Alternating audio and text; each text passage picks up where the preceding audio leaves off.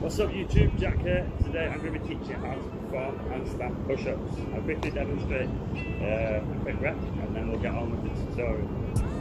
Let's go.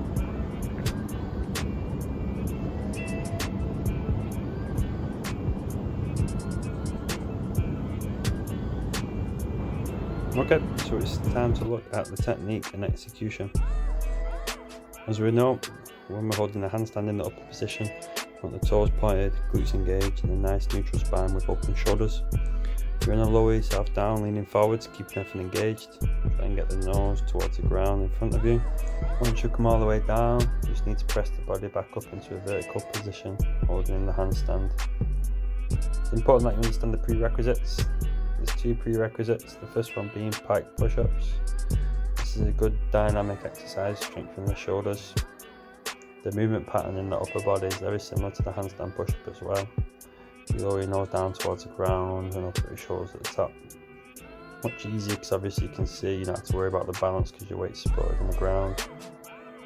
However, balance is an important role, so the second prerequisite is a handstand hold. I'd recommend being able to hold this for about 30 seconds.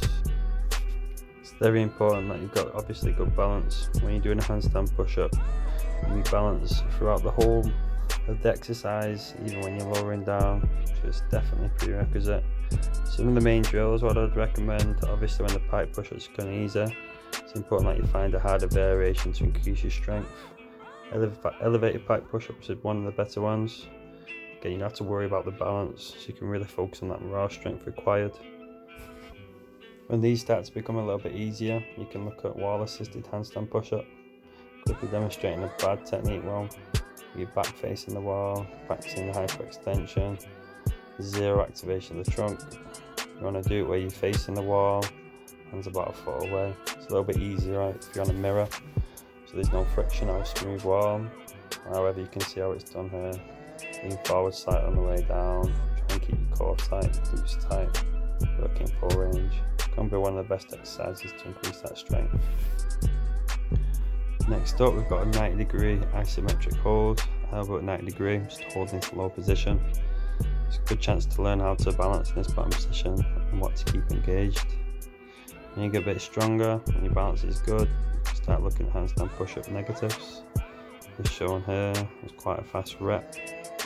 When you get stronger, you should be able to really slow it down, have more time to think about what you're doing. So like I say, keep that core tight, glutes engaged. Try and lower yourself down so you're at 90 degrees at your elbow. Once this is easier, you can start looking at the concentric phase of the shoulders. So pressing up. If you press from a frog, it's a lot easier. You can get a little bit of momentum on the way down. So press up. Once this gets easy, you can start looking at straddle presses. Once you're doing these, you're nearly there. So on an inchworm down, legs nice and wide. Do a pike push up to your elbows at 90 degrees. Press your legs up in the air to a nice straight line. Once that becomes easy, you can do a full press. The only difference is your feet are together. Getting hips at 90, lower yourself down, and press your legs back up. This is the last motion, and you're pretty much there. If any of these exercises are quite challenging, you can start looking at using parallettes. A lot of people find it can be quite taxing on the wrist when doing handstands or press-ups or handstand push-ups. Parallettes help keep your wrists in a neutral position, unlike a handstand as shown here. No extension of the wrist, so it's a lot more comfortable for some people. It increases the range of motion. Okay, so before you try any of this, I'd recommend doing a good warm-up. Get them wrists ready, shoulders open, try and get used to putting you back into a hollow of the body position. Get the blood flowing, joints ready. Let's just do a bit of a combination of different things, inchworms, open up my shoulders, some wrist stretches, some bodyweight press-ups, maybe some pike push-ups, mixture of things really, all the basics what you'd expect. I spend a good 5-10 minutes doing this. Like I say, the longer you do it, the better it will be. Anyway, I hope you enjoyed watching this video.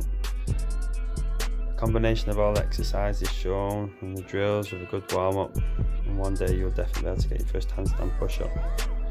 Thank you very much for watching. Feel free to subscribe to my channel or follow me on my Instagram at Calisthenics Coaching.